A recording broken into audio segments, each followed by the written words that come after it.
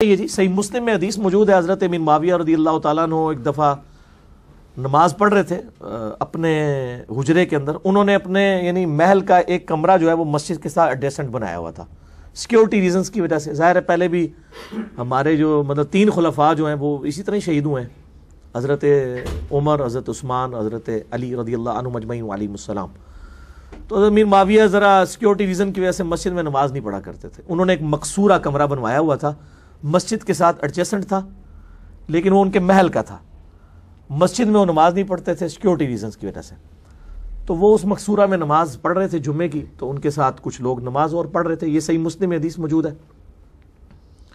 تو سلام پھرتے ہی ایک تابعی کھڑا ہوا اور اس نے وہیں پہ کھڑے ہو کے نا جمعے کی بعد والی سنتے پڑھنی شروع کر دی.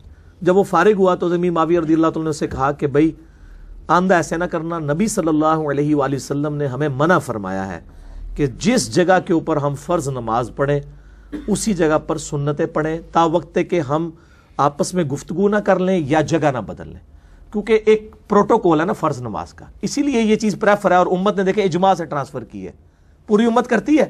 جیسے ہی اسلام پھرتا ہے نا لوگ سنت اذکار کر کے بکھر کے نفل پڑھتے ہیں.